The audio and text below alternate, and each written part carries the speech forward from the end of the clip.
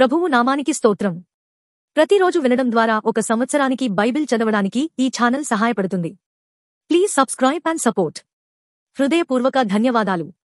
నేటి వేద భాగం యెషయా గ్రంథము 15వ అధ్యాయము. మోయాబును గూర్చిన దేవోక్తి. ఒక రాత్రిలో అర్మోయాబు పాడై నశించును, ఒక్క రాత్రిలో కీర్మోయాబు పాడై నశించును. ఏడ్చుటకు మోయాబీయులు గుడికిని మెట్టమీదనున్న దీబోనుకును వెళ్ళుచున్నారు. నెబో మీదను మేదెబా మీదను మోయాబీయులు ప్రలాపించుచున్నారు. వారందరి తలల మీద బోడితనమున్నది, ప్రతివాని గడ్డము గొరిగింపబడి ఉన్నది. తమ సంత వీధులలో గొనెపట్ట కట్టుకొందురు. వారి మేడల మీదను వారి విశాల స్థలములలోను వారందరూ ప్రలాపించుదురు, కన్నీరు వలకపోయుదురు. హెష్బోనును ఎలాలేయును మొర్రపెట్టుచున్నవి, యాహసు వరకు వారి స్వరము వినబడుచున్నది. మోయాబు ప్రాణము అతనిలో వణుకుచున్నది. మోయాబు నిమిత్తము నా హృదయము అరచుచున్నది. దాని ప్రధానులు 3 ఏండ్ల తరపి దూడవలే సోయరు వరకు పారిపోవుదురు. లూహీతు ఎక్కుడు త్రోవను ఏడ్చుచూ ఎక్కుదురు. నశించితిమేయని ఎలుగెత్తి కేకలు వేయిచు హోరోనయీము త్రోవను పోవుదురు. ఏలయనగా నిమ్రీము నీటి తావులు ఎడారులాయెను, అది ఇంకనూ అడవిగా ఉండును. గడ్డి ఎండిపోయెను, చెట్టు చేమలు వాడబారుచున్నవి. పచ్చనిది ఎక్కడనూ కనబడదు.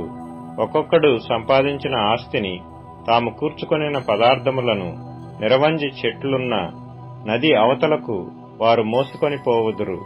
రోదనము మోయాబు సరిహద్దులలో వ్యాపించెను. అంగలార్పు ఎగ్లయీము వరకును బెయేరేలీము వరకును వినబడెను. ఎలయనగా దీమోను జలములు రక్తములాయెను. మరియు నేను దీమోను మీదికి ఇంకొక బాధను రప్పించెదను.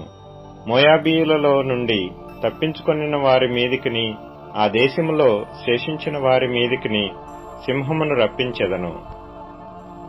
యెషయా గ్రంథము 16వ అధ్యాయము. అరణ్యపు తట్టుననున్న సెల నుండి దేశము నేలువానికి తగిన గొర్రెపిల్లలను కప్పముగా సీయోను కుమార్తె పర్వతమునకు పంపుడి. గూటి నుండి చెదరి ఇటు అటు ఎగురు పక్షుల వలె అర్నోను రేవుల యొద్ద మోయాబు కుమార్తెలు కనబడుదురు. ఆలోచన చెప్పుము, విమర్శ చేయుము. చీకటి కమ్మినట్లు మధ్యాహ్నమున నీ నీడ మా మీద ఉండనియ్యుము. చెదరిన వారిని దాచిపెట్టుము, పారిపోయిన వారిని పట్టియ్యకము. నేను వెలివేసిన వారిని నీతో నివసింపనిమ్ము. దోచుకొనువారు వారి మీదికి రాకుండున్నట్లు మోయాబీయులకు ఆశ్రయముగా ఉండుము. బలాత్కారులు ఓడిపోయిరి, సంహారము మానిపోయెను. అనగద్రొక్కువారు దేశములో లేకుండా నశించిరి. కృప వలన సింహాసనము స్థాపింపబడును. సత్య సంపన్నుడై దానిమీద కూర్చుండి తీర్పు తీర్చునొకడు కలడు. దావీదు గుడారములో అతడాసీనుడై న్యాయము విచారించుచు న్యాయము జరిగించుటకై తేవరించును. మోయాబీయులు బహు గర్వము గలవారని మేము వినియున్నాము. వారి గర్వమును గూర్చియు వారి అహంకార గర్వ క్రోధములను గూర్చియు వినియున్నాము. వారు వదరుట వ్యర్థము. కావున మోయాబీయులు మోయాబును గూర్చి అంగలార్చుదురు, అందరునూ అంగలార్చుదురు. మోయాబీయులారా, కేవలము పాడైయున్న కీర్హరెషెతు ద్రాక్ష పండ్ల అడలు దొరకక మీరు మూలుగుదురు. ఏలయనగా హెష్బోను పొలములు సిబ్మా ద్రాక్షావల్లులు వాడిపోయెను. దాని శ్రేష్టమైన ద్రాక్షావల్లులను జనముల అధికారులు అనగద్రొక్కిరి. అవి యాజరు వరకు వ్యాపించెను, అరణ్యములోనికి ప్రాకెను. దాని తీగలు విశాలముగా వ్యాపించి సముద్రమును దాటెను.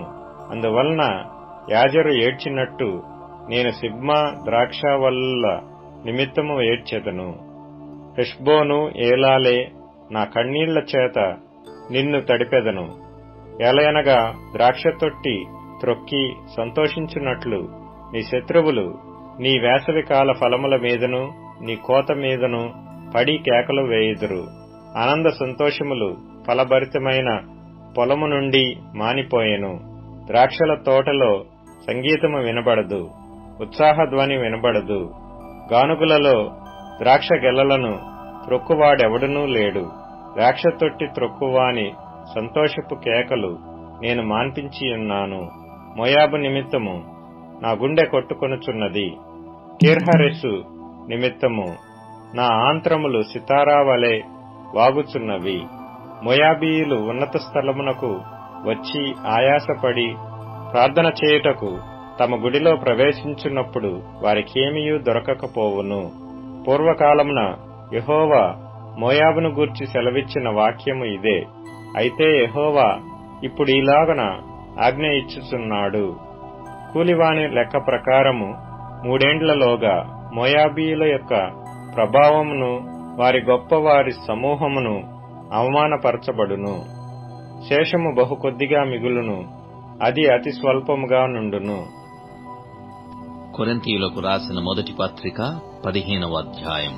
మరియు సహోదరులారా, నేను మీకు ప్రకటించిన సువార్తను మీకు తెలియపరచుచున్నాను. మీరు దానిని అంగీకరించితిరి, దానియందే నిలిచియున్నారు. మీ విశ్వాసము వ్యర్థమైతేనే గాని నేను ఏ ఉపదేశ రూపముగా సువార్త మీకు ప్రకటించితినో ఆ ఉపదేశమును మీరు గట్టిగా పట్టుకొనియున్న ఎడల ఆ సువార్త వలనే మీకు రక్షణ పొందువారయ్యుందురు. నాకీయబడిన ఉపదేశమును మొదట మీకు అప్పగించి తిని, అదేమనగా లేఖనముల ప్రకారము క్రీస్తు మన పాపముల నిమిత్తము మృతి పొందెను, సమాధి చేయబడెను, లేఖనముల ప్రకారము 3వ దినమున లేపబడెను. ఆయన కేఫాకును తర్వాత 12 కనబడెను. అటుపిమ్మట 500కు ఎక్కువైన సహోదరులకు ఒక్క సమయమందే కనబడెను. వీరిలో అనేకులు ఇప్పటి వరకు నిలిచియున్నారు.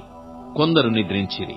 తర్వాత ఆయన యాకోబుకును, అటు తర్వాత అపోస్తలులకందరికీ కనబడెను. అందరికీ కడపట ఆ కాలమందు పుట్టియున్న నాకును కనబడెను. ఏలయనగా నేను అపోస్తలులందరిలో తక్కువ వాడను. దేవుని సంఘమును హింసించినందున అపోస్తలుడనబడుటకు యోగ్యుడను కాను. అయినను నేనేమయ్యున్నానో అది దేవుని కృప వలనే అయ్యున్నాను. మరియు నాకు అనుగ్రహింపబడిన ఆయన కృప నిష్ఫలము కాలేదు గాని వారందరికంటే నేనెక్కువగా ప్రయాసపడితిని. ప్రయాసపడినది నేను కాను, నాకు తోడయ్యున్న దేవుని కృపయే. నేనైననేమి నా వారైనేమి అలాగుననే మేము ప్రకటించుచున్నాము, అలాగుననే మీరును విశ్వసించితిరి. క్రీస్తు మృతులలో నుండి లేపబడియున్నాడని ప్రకటింపబడుచుండగా మీలో కొందరు మృతుల పునరుత్థానము లేదని ఎట్లు చెప్పుచున్నారు?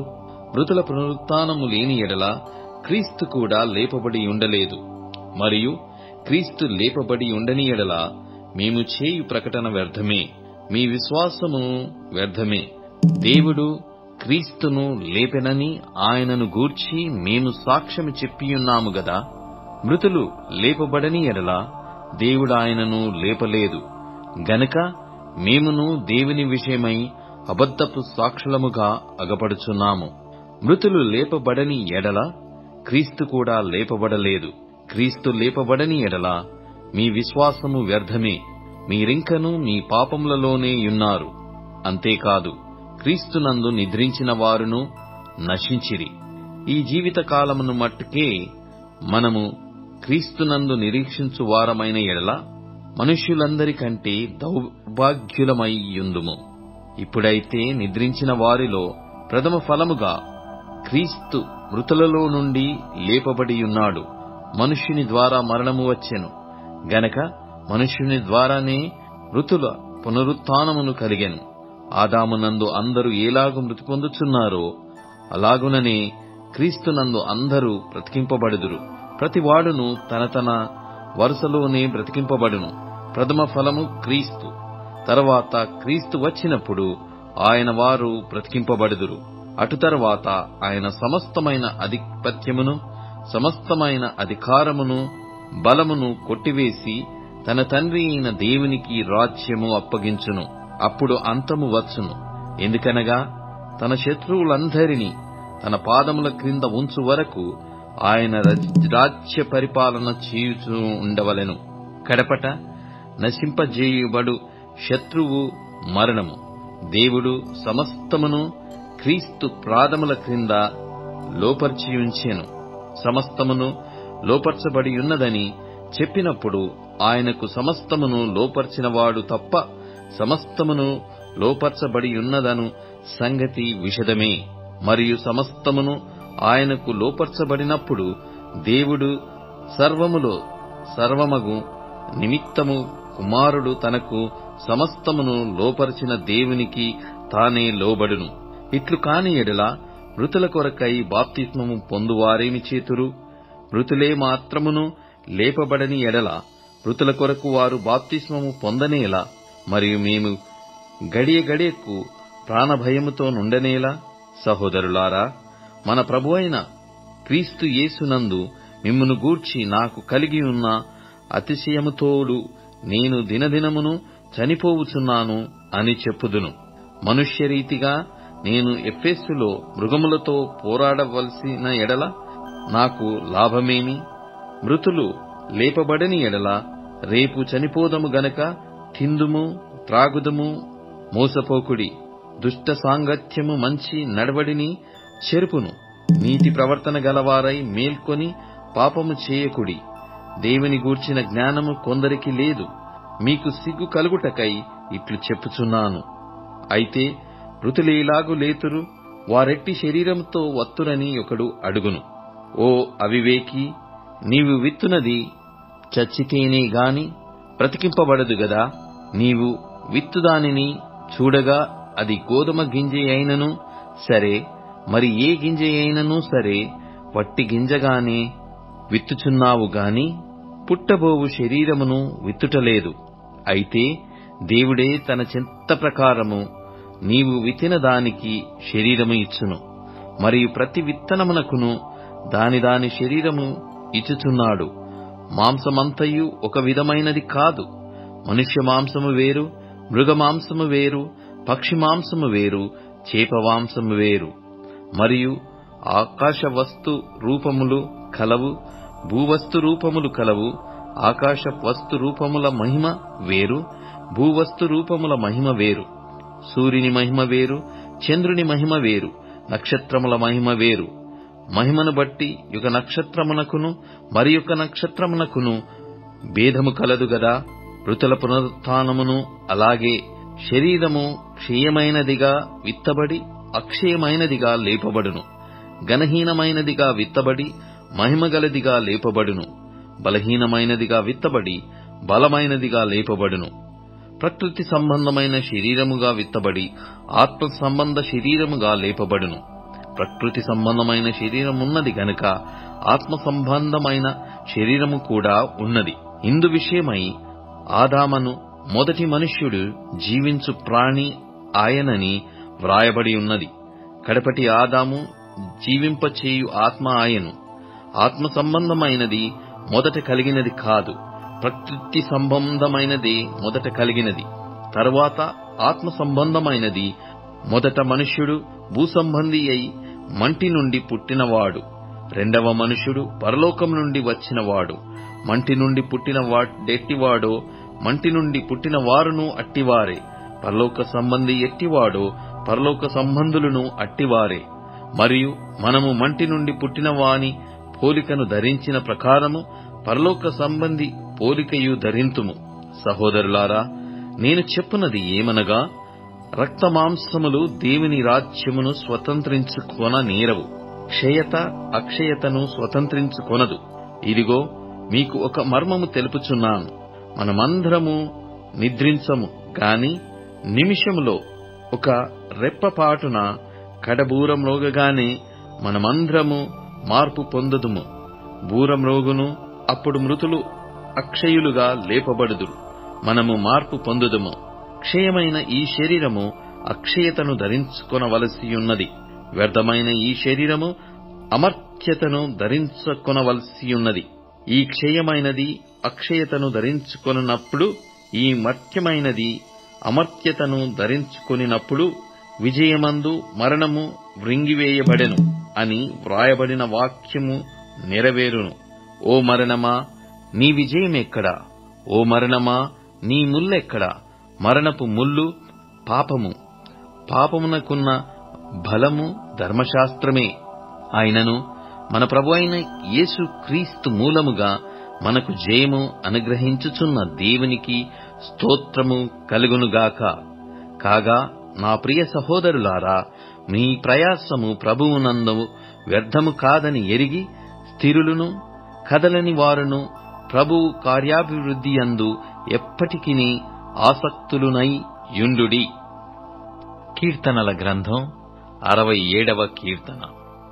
భూమి మీద నీ మార్గము తెలియబడునట్లును అన్యజనులందరిలో నీ రక్షణ తెలియబడునట్లును దేవుడు మమ్మను కరుణించి మమ్మను ఆశీర్వదించునుగాక. ఆయన తన ముఖకాంతి మా మీద ప్రకాశింపజేయునుగాక. దేవా, ప్రజలు నిన్ను స్తుతించుదురుగాక, ప్రజలందరూ నిన్ను స్తుతించుదురుగాక. న్యాయమును బట్టి నీవు జనములకు తీర్పు తీర్చుదువు, భూమి మీదనున్న జనములను ఏలెదవు. జనములు సంతోషించుచు ఉత్సాహధ్వని చేయును గాక. దేవా, ప్రజలు నిన్ను స్తుతించుదురుగాక, ప్రజలందరూ నిన్ను స్తుతించుదురుగాక. అప్పుడు భూమి దాని ఫలములిచ్చును. దేవుడు మా దేవుడు మమ్మును ఆశీర్వదించును, దేవుడు మమ్మును దీవించును. బూదిగంత నివాసులందరూ ఆయన యందు భయభక్తులు నిలుపుదురు. ఇప్పుడు tune in, Spotify, Amazon music మరియు యూట్యూబ్ మ్యూజిక్ లో కూడా అందుబాటులో ఉంది. Please follow us.